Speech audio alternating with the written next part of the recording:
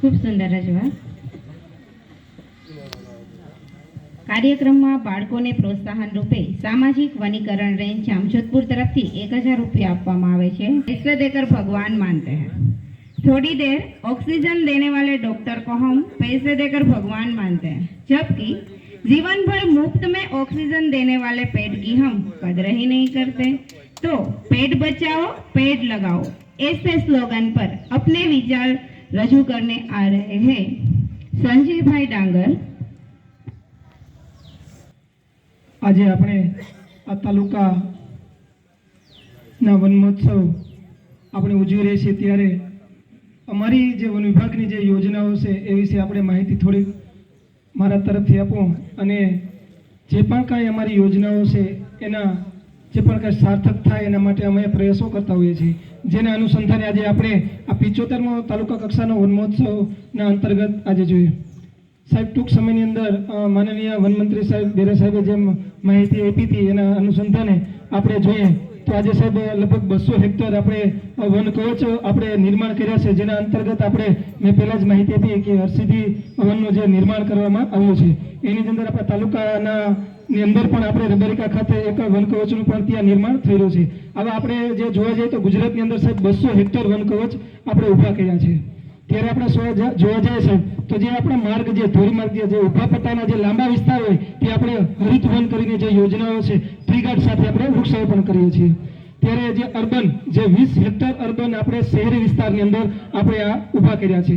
ત્યાર પછી આપણે આગળ વધીએ તો સાહેબ આપણે જો એક સ્થળ જે ઘણા બધા સિલેક્ટ કર્યા છે એક માહિતી આપી દો તો આપણે જે 50 રોપા જે ટ્રી ગાર્ડ સાથે આપણે વાવેતર કરીએ છીએ. જે ગામડું આપણે જે રસ ધરાવતું હોય વૃક્ષ જે પ્રેમી હોય વધારે એવું ગામ અને જ્યાં સારી પાણીની વ્યવસ્થા હોય ત્યાં અમે 50 રોપાનું વાવેતર કરીએ છીએ. ટ્રી ગાર્ડ સાથે આપણે કરવામાં આવે છે.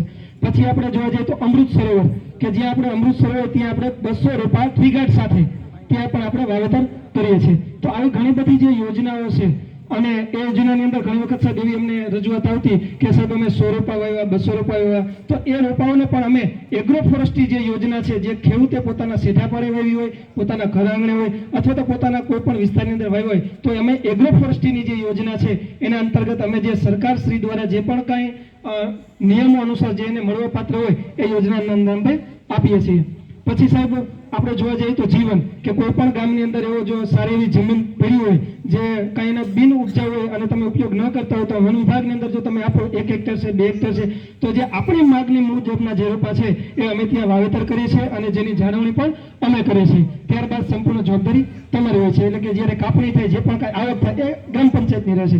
ત્યારબાદ જોવા જઈએ સાહેબ તો ઘણા બધા અમને સરપંચને એવો કોલ આવતા સાહેબ અમારો આ વિસ્તાર છે એની અંદર તમે રોડ સાઈડ અમને રોપા વાવી દો તો સારો જો રોડ સાઈડ કોઈ પડ્યો હોય ખુલ્લા પટ્ટા હોય અને જ્યાં કહેવાય ને કે નુકસાની અસંભવતા હોય ત્યાં પણ અમે એસ પટ્ટીની અંદર રોપા વાવેતર કરીએ છીએ.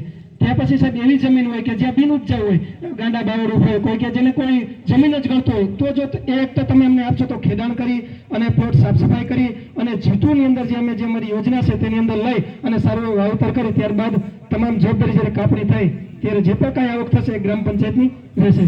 ત્યારબાદ આવી ઘણી બધી યોજનાઓ છે જેમ મેં કીધું કે નાના એવા ખેડૂતને 100 રૂપિયાથી લઈ અને જ્યાં સુધી મેં આવા કીધું વન કવચ સુધીની તમામ ટૂંકમાં કહેવાનો વન વિભાગ તરફથી એવો પ્રયાસ થાય છે સાહેબ કે વૃક્ષ ઉછેરતા જે કોઈ ગામ રસ ધરાવતો હોય વ્યક્તિ ધરાવતો હોય અમે એમને મદદ કરશું. બસ તમારે ખાલી અમને એવી કોઈ જમીન હોય અથવા તો તમે રોપા માટે જેમ હમણાં તમે સાહેબ જોશો કે એક પેડ માં કે નામ સાહેબ અત્યારે તમે જોશો કે આપણે વૃક્ષ પ્રત્યે કેટલી બધી આપણે કાળજી રાખીએ કેટલી બધી સંવર્ધના કરવાની જરૂર છે.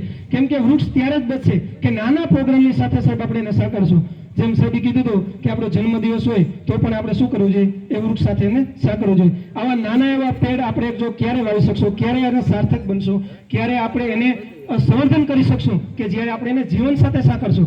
જેમ આપણું સ્લોગન જોયું એક પેડ માં કે નામ અત્યારે અભિયાન ચલાવી રહ્યા છીએ એનો અભિયાનનો મુખ્ય હેતુ શું છે સાહેબ કે આપણે માં કે નામ સાહેબ આપણે વૃક્ષ ત્યાં કેમ ઉછેરશું કે આપણે એને શું કરશું આપણું માનું નામ દેવું. સાહેબ જ્યારે સિટી વન ખાતા સાહેબ આપણે 300 એપાઓનો જ્યારે એક સાથે એક પેડ માં કે નામ જ્યારે વન મંત્રી સાહેબ અને આપણા મંત્રી સાહેબ આવ્યા હતા સીએમ સાહેબ એમના હસ્તે આપણે ત્યાં પણ પ્રોગ્રામ રાખ્યો હતો. એટલે આપણે પણ એવી એક નિષ્ઠા રાખી આપણા ગામની અંદર પણ સાહેબ પ્રોગ્રામ બનાવો. તમે જ્યારે બોલાવશો ત્યારે અમે આવશું. જેમ ચોમાસાની સિઝન છે, તમારો કોઈ પ્રોગ્રામ હોય, તમારી જમીન જે હમણાં વાત કરી એ રીતે કંઈ પણ તમારે ઉપયોગી હોય તો અમને જાણ કરો અને અમારે બનશે એટલી અમે તમને હેલ્પ કરશું અને મદદ થશું. તો આપણે સૌ સાથે સાહેબ સાંકળશું અને સાથે રહીને જો આ કરશું. કેમ કે વૃક્ષ જતન સાહેબ એવું છે, ખાલી સામાજિક વનીકરણ વિભાગ કે નોર્મલ રેન્જ કોઈ પણ વિસ્તાર ખાલી સત્યમાં સફળતા નહીં મળે. કેમ કે વૃક્ષ એવું છે સાહેબ, આપણે સાથે રહીને એમાં કામ કરવું પડશે ત્યારે આપણે એની અંદર સફળતા મળશે.